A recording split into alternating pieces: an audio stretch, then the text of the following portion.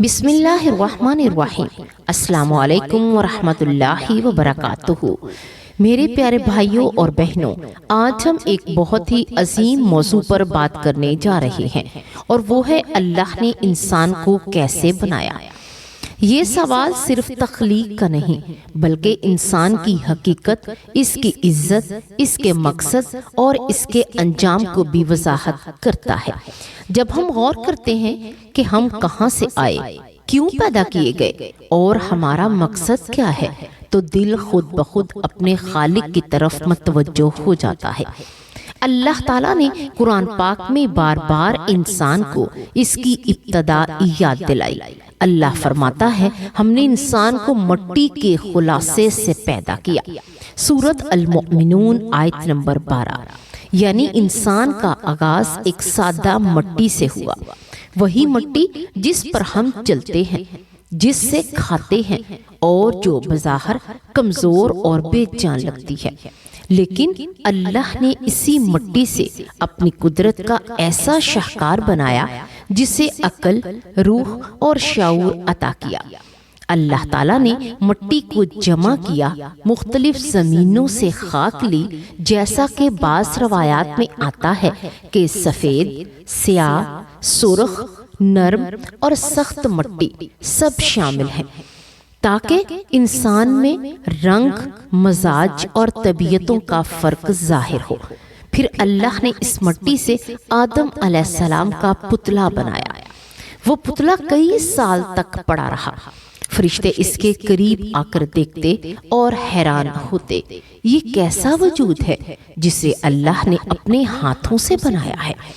پھر وہ لمحہ آیا جس نے پوری کائنات کی تقدیر بدل دی۔ اللہ تعالیٰ نے فرمایا کہ پھر جب میں نے اس میں اپنی روح پھونک دوں تو تم سب اس کے سامنے سجدے میں گر جانا۔ سورۃ الحجر آیت نمبر 29۔ غور کرو، اللہ نے فرمایا میری روح، اس کا مطلب یہ نہیں کہ اللہ کی ذات کا کوئی حصہ انسان میں داخل ہوا، بلکہ اللہ نے اپنی طرف نسبت دے کر بتایا کہ انسان کو جو روح دی گئی ہے وہ بڑی عزت والی ہے۔ اور پھر جب روح آدم علیہ السلام میں داخل ہوئی تو ان کی آنکھیں کھل گئیں، دل دھڑکنے لگا، ہاتھ پاؤں حرکت کرنے لگے۔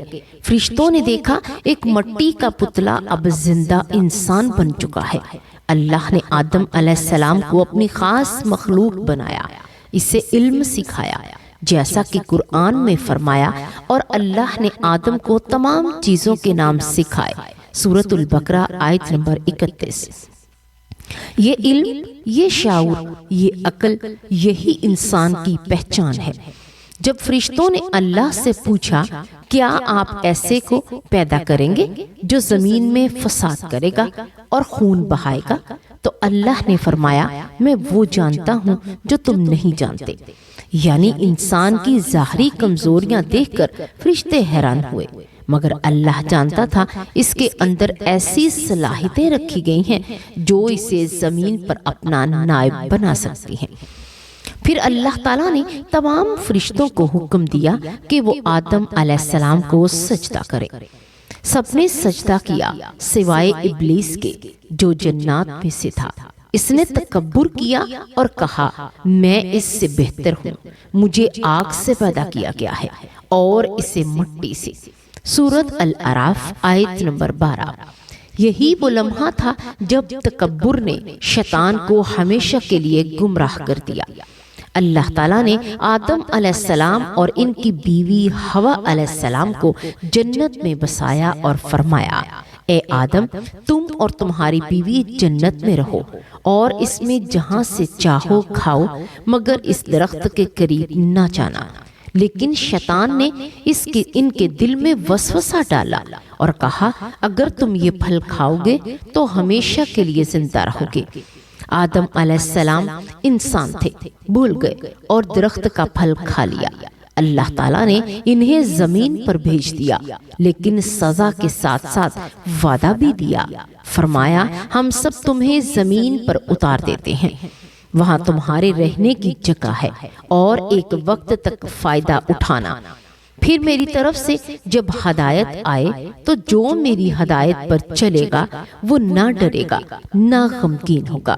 سورۃ البقرہ آیت نمبر 38۔ یہی انسان کی اصل کہانی ہے۔ مٹی سے بنایا گیا، روح دی گئی، جنت میں بھیجا گیا، آزمائش میں ڈالا گیا، پھر زمین پر بھیج دیا گیا تاکہ آزمائش کا امتحان پورا کرے۔ نبی کریم صلی اللہ علیہ وآلہ وسلم نے فرمایا، اللہ تعالیٰ نے آدم کو اپنی صورت پر پیدا کیا۔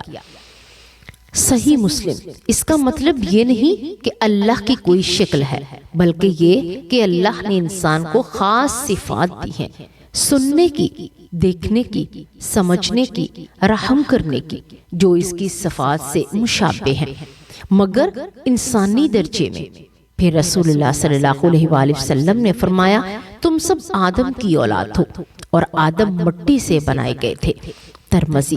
یہ حدیث انسان کے غرور کو توڑ دیتی ہے کہ کوئی بڑا نہیں، سب ایک ہی باپ کی اولاد ہیں، سب کی اصل مٹی ہے۔ یہ وہی روایت میں آتا ہے کہ جب اللہ نے آدم علیہ السلام کو پیدا کیا تو فرشتوں نے ان سے پوچھا، اے آدم، کیا رب نے آپ کو کسی خاص مقصد کے لیے پیدا کیا؟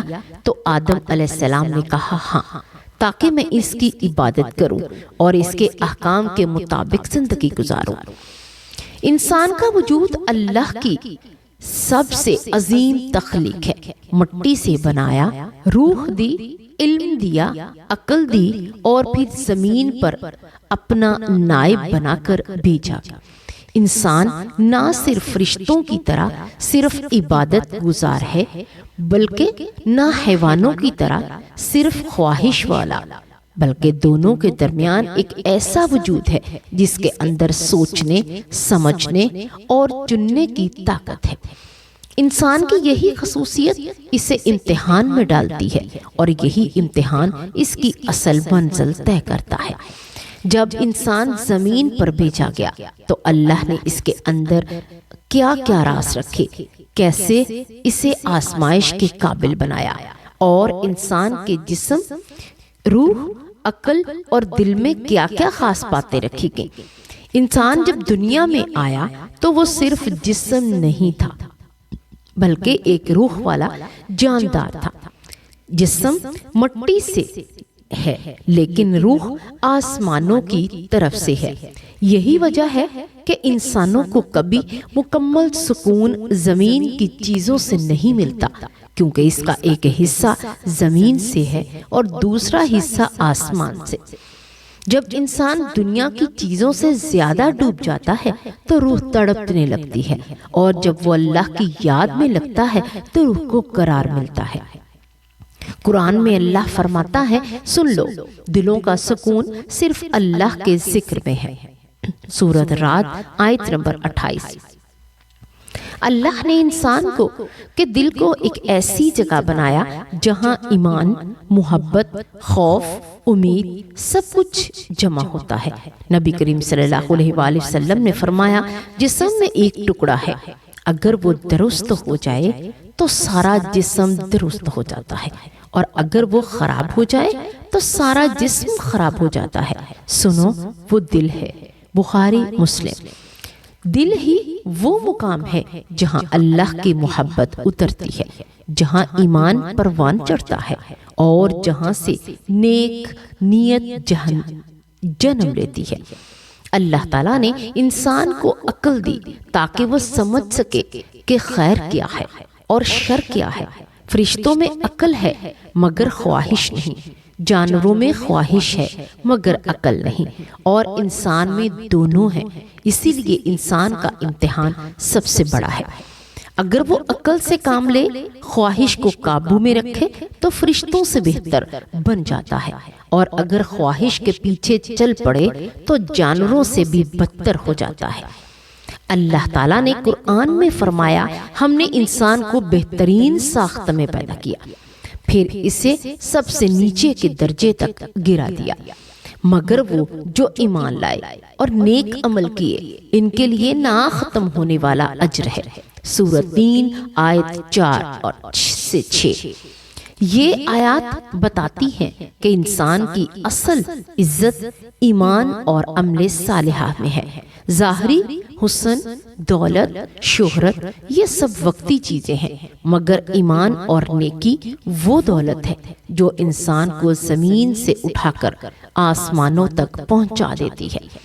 اللہ تعالیٰ نے انسان کے جسم کے ہر حصے میں اپنی قدرت کی نشانیاں رکھی ہیں۔ آنکھ میں بصارت، مگر اس بصارت کے ساتھ شرم و حیا کا احساس بھی۔ زبان میں قوت کلام، مگر ساتھ ہی حکم دیا کہ اچھی بات کہو یا خاموش رہو۔ ہاتھ میں طاقت دی، مگر فرمایا کہ ظالم نہ بنو۔ انسان کا جسم ایک امانت ہے اور ہر عضو قیامت کے دن گواہی دے گا کہ اسے کس کام میں استعمال کیا گیا۔ ایک حدیث میں آتا ہے، رسول اللہ صلی اللہ علیہ وآلہ وسلم نے فرمایا، قیامت کے دن بندے کے قدم اس وقت تک نہیں ہٹیں گے جب تک کہ وہ 5 باتوں کا جواب نہ دے دے۔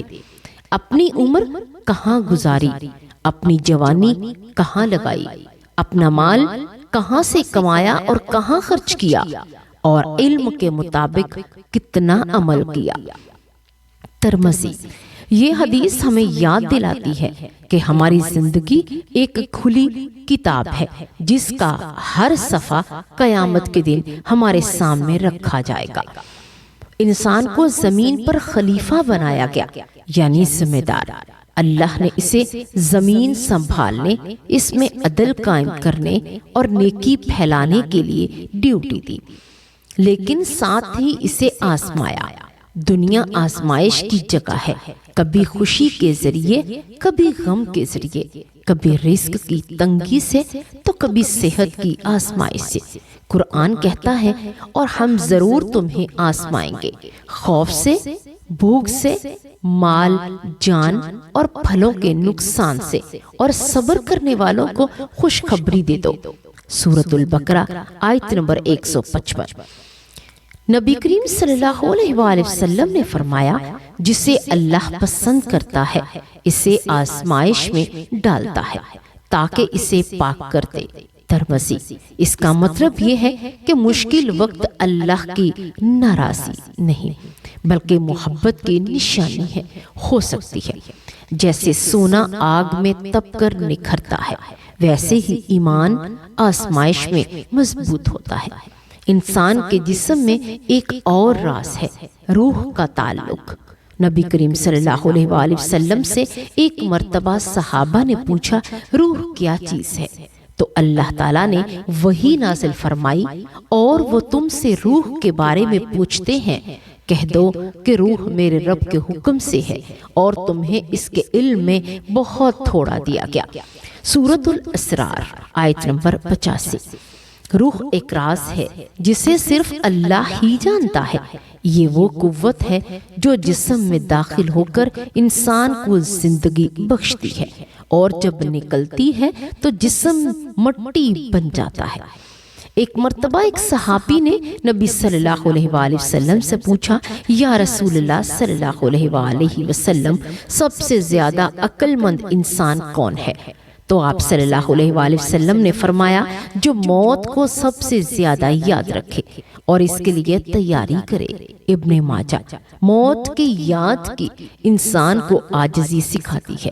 انسان جب سمجھتا ہے کہ وہ ہمیشہ زندہ نہیں رہے گا تو اس کے دل میں غرور، حسد اور نفرت دور ہو جاتی ہے۔ اللہ تعالیٰ نے انسان کے اندر جذبات رکھے، محبت دی، غصہ دیا، غم دیا، خوشی دی، تاکہ وہ ان سب کے ذریعے آزمایا جائے۔ ایک وقت آئے گا کہ انسان اپنے کیے پر خود گواہ بنے گا۔ قرآن میں فرمایا گیا، آج ہم تمہارے منہ پر مہر لگا دیں گے، اور تمہارے ہاتھ ہم سے بات کریں گے، اور تمہارے پاؤں گواہی دیں گے کہ تم کیا کرتے تھے۔ میرے عزیزو، اللہ تعالیٰ نے انسان کو نہ صرف جسمانی بلکہ روحانی طاقت بھی دی۔ جب انسان اللہ سے تعلق جوڑ لیتا ہے تو وہ دنیا کی بڑی سے بڑی مصیبت کا بھی مقابلہ کر لیتا ہے، لیکن جب وہ اس تعلق کو توڑ دیتا ہے تو چھوٹی سی پریشانی بھی پہاڑ بن جاتی ہے۔ یہی وجہ ہے کہ نبی صلی اللہ علیہ وآلہ وسلم ہر حال میں دعا کرتے تھے، سجدے میں جاتے اور اللہ سے مدد مانگتے۔ ایک مرتبہ ایک صحابی نے عرض کیا، یا رسول اللہ صلی اللہ علیہ وآلہ وسلم، کیا ہم بھی اپنے عمل سے جنت حاصل کریں گے؟ تو آپ صلی اللہ علیہ وآلہ وسلم نے فرمایا، نہیں، جنت صرف اللہ کے فضل سے ملے گی۔ تم میں سے کوئی اپنے عمل کے سبب جنت میں نہیں جا سکتا، میں بھی نہیں، مگر اگر اللہ اپنے فضل سے مجھے بخش دے تو۔ بخاری مسلم۔ اس سے معلوم ہوا کہ انسان کی اصل کامیابی اللہ کی رحمت سے ہے، اور وہ رحمت انہی پر برستی ہے جو عاجزی کے ساتھ جیتے ہیں۔ کہ انسان کے اندر کی دنیا باہر کی دنیا سے زیادہ وسیع ہے۔ جسم مٹی کا ہے مگر دل ایمان سے روشن ہو سکتا ہے۔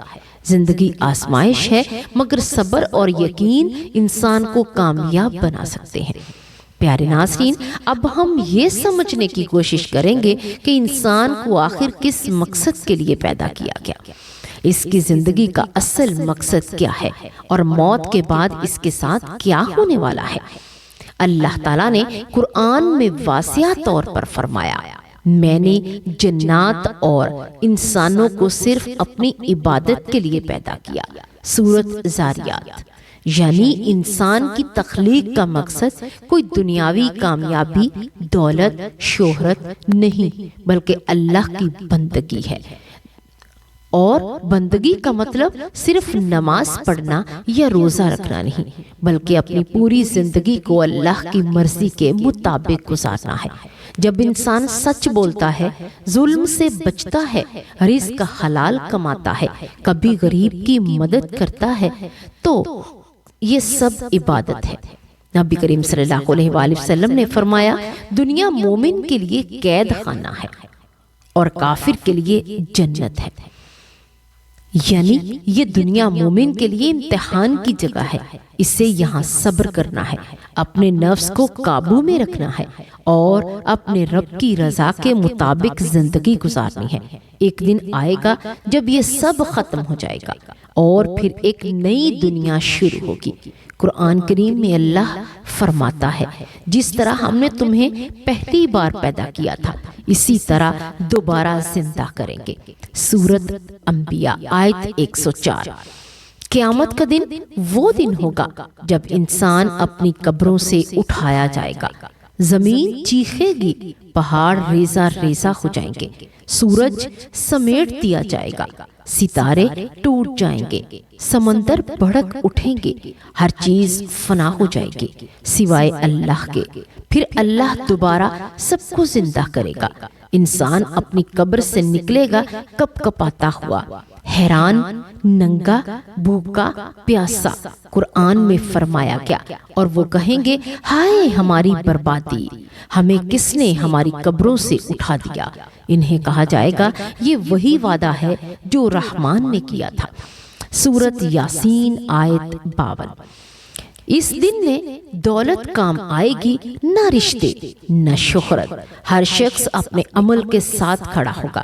نبی کریم صلی اللہ علیہ وآلہ وسلم نے فرمایا، قیامت کے دن سورج لوگوں کے قریب کر دیا جائے گا، یہاں تک کہ پسینہ ان کے منہ تک پہنچ جائے گا۔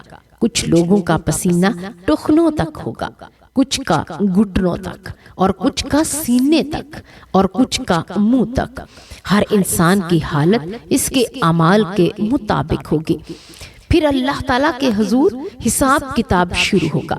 قرآن کہتا ہے، جس کا نامہ اعمال دائیں ہاتھ میں دیا گیا، وہ خوشی سے کہے گا، لو دیکھو میرا اعمال نامہ پڑھو، یقیناً میں جانتا تھا مجھے اپنے رب سے ملاقات کرنی ہے۔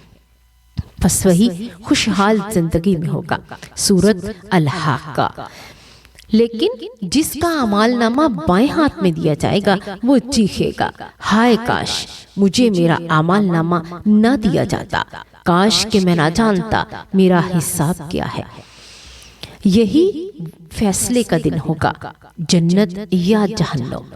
نبی صلی اللہ علیہ وآلہ وسلم نے فرمایا، جنت میں وہ چیزیں ہیں جو نہ کسی آنکھ نے دیکھی، نہ کسی کان نے سنی، نہ کسی دل نے سوچا۔ بخاری مسلم۔ جنت کی نعمتوں کا کوئی اندازہ نہیں کیا جا سکتا۔ وہاں نہ موت ہوگی، نہ غم، نہ تھکن، وہاں سلامتی ہی سلامتی ہوگی۔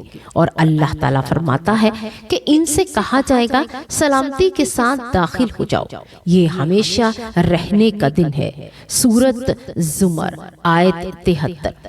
اور جو لوگ اللہ کے نافرمان تھے، جنہوں نے دنیا کو آخرت پر ترجیح دی، ان کے لیے عذاب کی جگہ ہوگی۔ لیکن یاد رکھو اللہ کی رحمت بہت وسیع ہے۔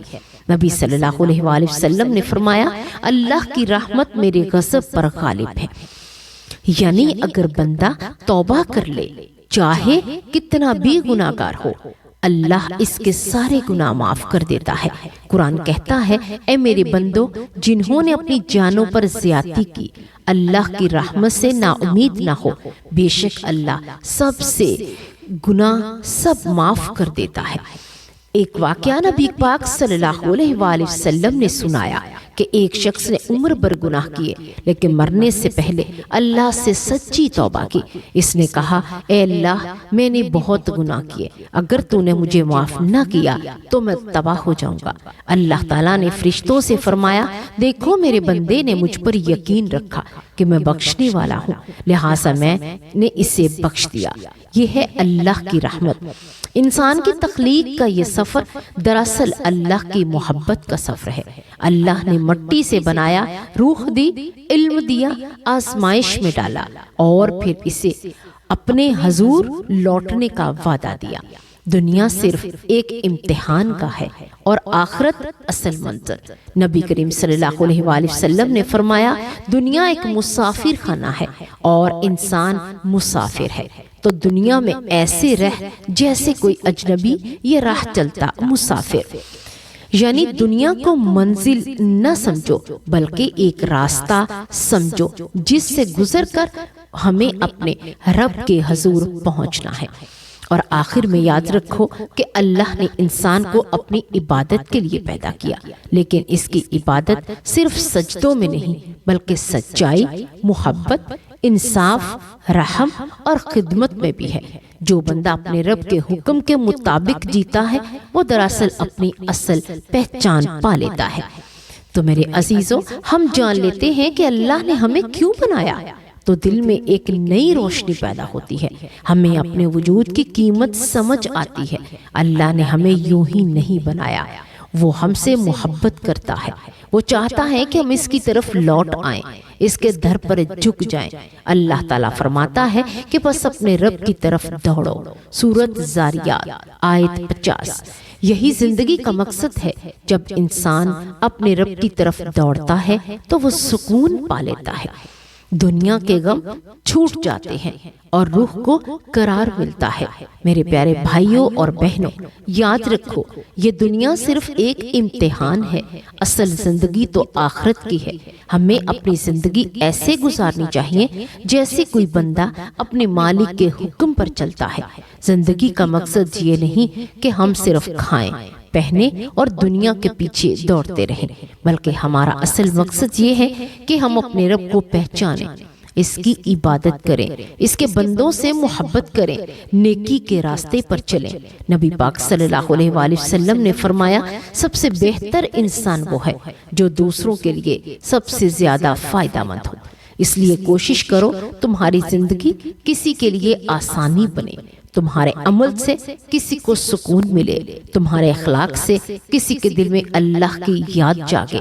دنیا چند دن کی ہے مگر تمہارے نیک اعمال ہمیشہ باقی رہیں گے۔ ہر صبح یہ سوچ کر اٹھو کہ آج محمد مجھے اللہ کو راضی کرنا ہے، کسی کو دکھ نہیں دینا، کسی کا حق نہیں مارنا، یعنی اصل کامیابی ہے۔ اور اگر تم چاہتے ہو کہ یہ پیغام مزید لوگوں تک پہنچے تاکہ وہ بھی اپنی زندگی کا مقصد سمجھیں اور اپنے رب کے قریب ہو جائیں، تو ویڈیو کو لائک ضرور کرو، اپنے دوستوں رشتہ داروں کے ساتھ شیئر کرو اور ہمارے چینل کو سبسکرائب کر لو تاکہ آئندہ بھی ایسے ایمان افروز بیانات تم تک پہنچتے رہیں۔